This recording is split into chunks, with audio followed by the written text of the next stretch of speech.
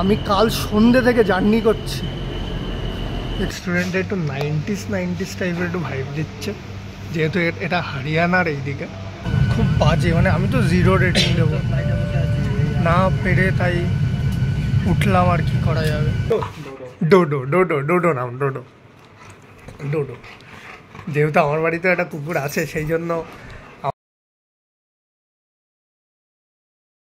Struggle বহুত হয়।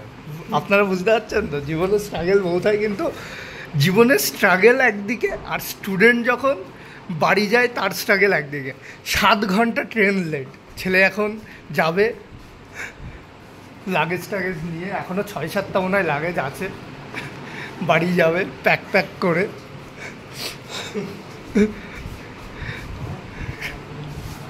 আর আমি তো একাই থাকবো, এরা পুরো রুম খালি হয়ে গেছে আপনারা দেখতে পাচ্ছেন।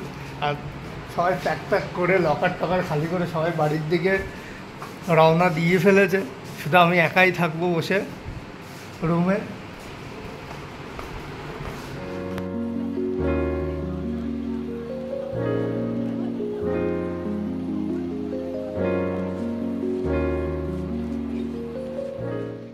যে প্যাকিং স্টার্ট হয়ে গেছে আপনারা দেখতে পাচ্ছেন। আমি তো 3 দিন ধরে একা পুরো রুমে, হোস্টেলে আমি একাই ছিলাম, সবাই চলে গেছিলো। ঠিক আছে, তো এতগুলো জিনিসপত্র এখন নিয়ে যেতে হবে বাড়িতে। অনেক দিন পর বাড়ি যাচ্ছি, প্রায় 6-7 মাস পর। দেখি, আমি আগেও বলেছি যে জীবনের স্ট্রাগেল একদিকে, আর স্টুডেন্ট যখন বাড়ি যায় একা, তার স্ট্রাগেল একদিকে। লকার টকার পুরো খালি করে নিয়ে যেতে হবে। A few moments later.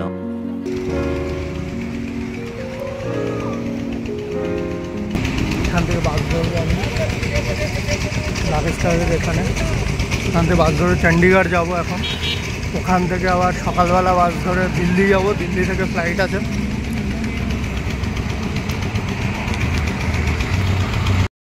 আমরা এখন বাস ধরে চণ্ডীগড় যাব, ধরে ফেলেছি এসি বাস। ধাবাতে লেগেছি কিছু খাওয়ার জন্য, কিন্তু কিছু খাবো না, কারণ এখন অত খিদে নেই। জায়গাটা একটু দেখছি, আপনাদেরকে দেখাচ্ছিও খুব ভালো করে।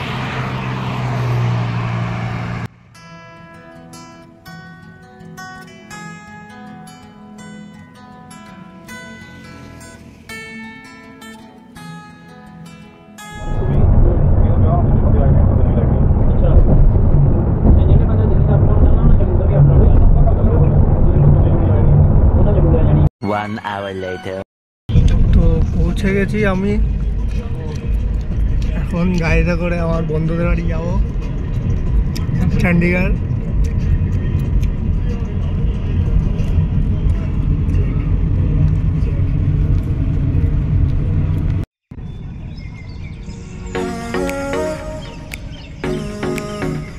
চণ্ডীগড়ের ফ্ল্যাটে গাড়ি থেকে এই লাউ ভাই বিশাল ভারী। গাড়ি থেকে লাভলাম, দুজনকে দুদিক দিয়ে ধরতাম, নিয়ে যাওয়া যাবে না? এরমভাবে নিয়ে যাওয়া করতে হবে ভাই। এরমভাবে নিয়ে যায় টাকা ওঠাবি কি করে? ও এখান থেকে উঠতে হবে? ওরে বাবা, দাঁড়া। A few moments later. আমার একটা বন্ধুর ফ্ল্যাটে এখন আছি, দেখতে পাচ্ছেন কুকুরটা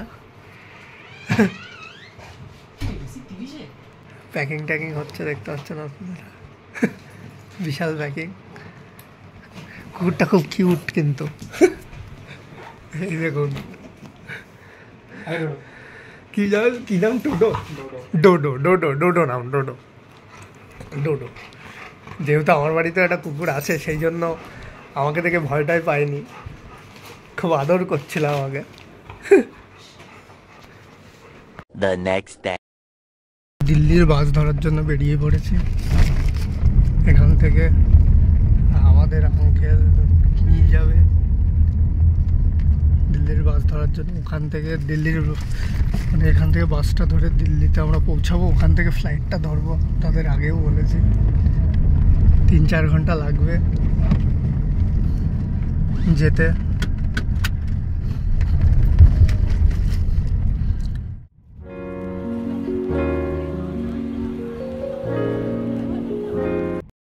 বেরোবো দিল্লি থেকে। এখন লাগেজটা প্রচণ্ড বড় হয়ে গেছে। বাসে আমরা উঠে পড়েছি, এখান থেকে বাসটা দিল্লি যাবে। এখানে জল টল ফ্রি দেবে। এই যে বাস মোটামুটি খারাপ না, এসি চলছে বাসে।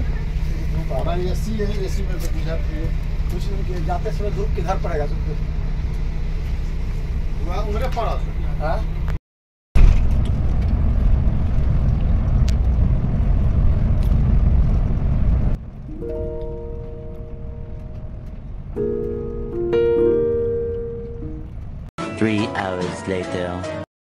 কার্নাল, এখানে আমরা দাঁড়িয়েছি, বাসটা এখানে দাঁড়িয়েছে, আপনারা দেখতে পাচ্ছেন।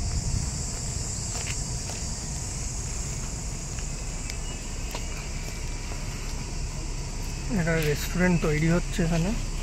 এখানে 1-2 ঘন্টা আধা ঘন্টা।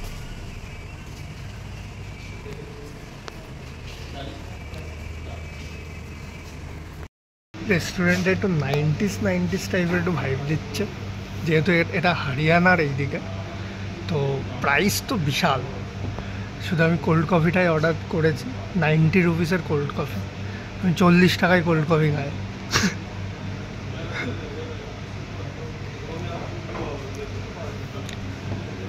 দেখি কেমন হয়। চলে এসছে, আপনারা দেখতে পাচ্ছেন। কেমন হবে আমি বলতে পারবো না, খেয়েই বলতে হবে। 90 টাকা নিল, দেখি কিছু তো একটা ভালো হবে কোল্ড কফিটা। সামনে একটা লেক আছে, ওটাই আমরা এখন দেখতে যাব।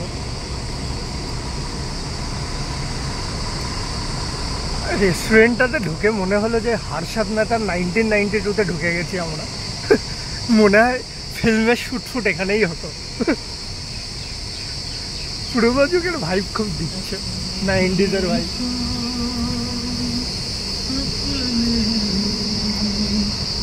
একটা park type I think.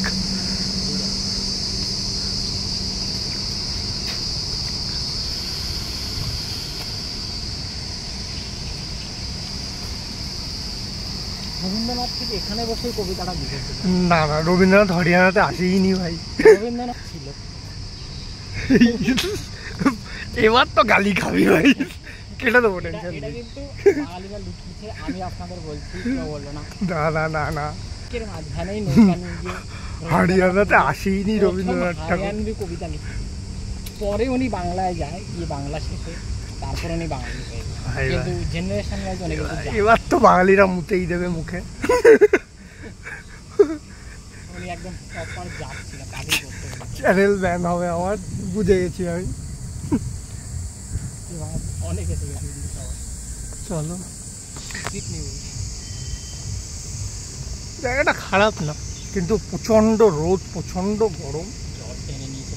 Body শরীরের জল টেনে নিয়েছে সব কিছু। যেটু এনজয় করবো ওটাও করার মতো না। তো বসন্তকালে আসাটা প্রেফার করবো, গরমকালে তো না। বসন্ত, শরৎ, শীত এগুলোই ঠিক আছে। দেখো, প্রকৃতির সৌন্দর্য দেখতে গেলে 2টো জায়গা, 3টে জায়গা। একটা তো হরিয়ানায় আসো, আমার গ্রামে আসো, ত্রিপুরায় যাও।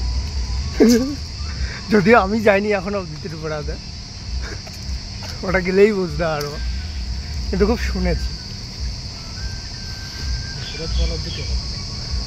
হ্যাঁ,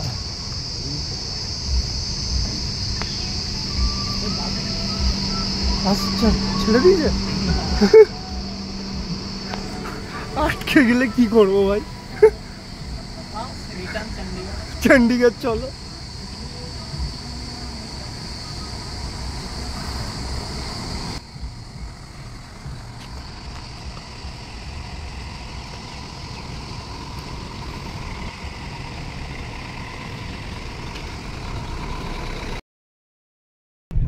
খুব শীঘ্রই দিল্লি এয়ারপোর্টে পৌঁছাবো আমরা।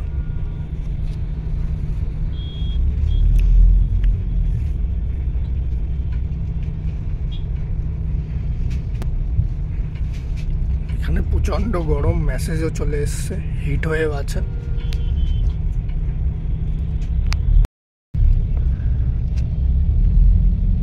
আপনারা দেখতে পাচ্ছেন World Trade Organization, World Trade Center, sorry World Trade সেন্টারের বিল্ডিং। শুরু থেকে দেখাতে পারলাম না, কিন্তু প্রচুর বড় বিল্ডিং, আর বিল্ডিং বানাচ্ছেও আরো। নিউ দিল্লিতে এটা।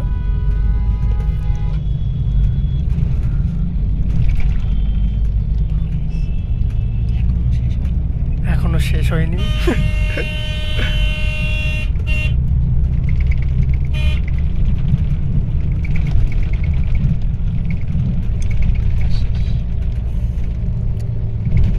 One hour later. এখান থেকে টি1-এ যেতে হবে। এখান থেকে টি3-র বাস যায় ফ্রিতে, কিন্তু ভিড় হতে পারে, তো আমরা ভাবছি একটা গাড়ি বুক করব। দিল্লির কি গরম, কি ওয়েভ, বাপরে বাপ, পাগল করে দেওয়ার মতো।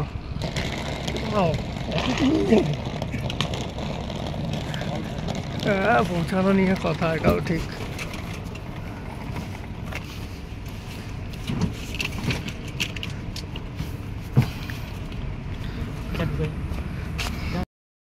আমি মনে করছিলাম পাঞ্জাবে গরম, দিল্লিতে যা গরম, মানুষ বাঁচবে না, পাগল করে দেওয়ার মতো।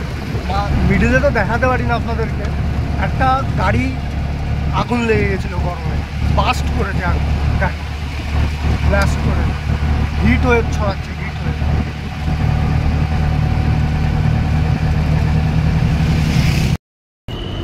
আমি আপনাদেরকে বলেছি যে জীবনের স্ট্রাগেল একদিকে, আর স্টুডেন্ট যখন বাড়ি যায় তার স্ট্রাগেল একদিকে। আমি কাল সন্ধ্যে থেকে জার্নি করছি, এখান বাস ধরে চণ্ডীগড় গেলাম, ওখান থেকে আমি মাত্র 2 ঘন্টা না 1 ঘন্টা একটু রেস্ট নিয়েছি। ওখান থেকে সকালবেলা বাস ধরে দিল্লি আসলাম, 6-7 ঘন্টা। আবার এখান থেকে এই দিল্লির গরম আর পাঞ্জাবের গরম মিক্স আপ হয়ে এখন ফ্লাইট ধরবো, ধরে যাব, কি অবস্থা।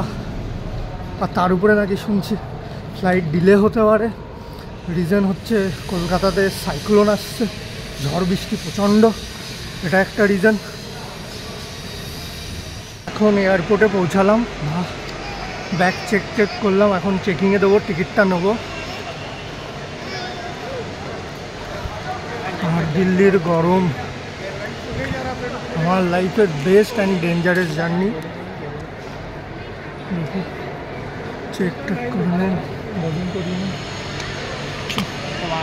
বললাম স্পাইস জেট এত বাজে, তা সে আর বলার মতো না, খুব বাজে রিভিউ, টাকা পয়সা নেওয়ার চিন্তাধারা। আমি তো ইন্ডিগো বেশি প্রেফার করি, স্পাইস জেটে প্রথমবার আমি যাচ্ছি। ওরা বলে যে সিট নেই, আসলে কিন্তু সিট অ্যাভেলেবেল আছে, এক্সট্রা টাকা নেওয়ার চিন্তা ভাবনা। 950 টাকা এক্সট্রা নিয়ে নিল আমাদের কাছ থেকে স্পাইস জেট।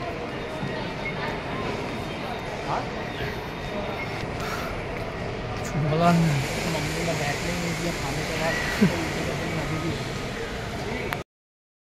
এখানে উঠেছে 950 টাকা তো নিয়েছে।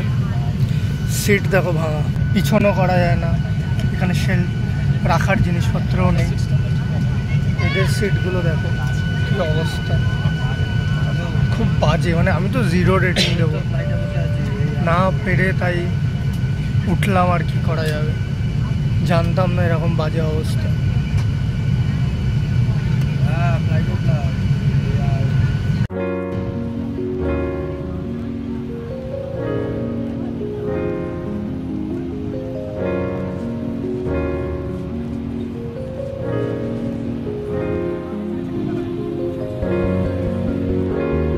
পৌঁছালাম খুব কষ্টের জার্নিতে, জীবনের গতিপথে, আর কি করা যাবে।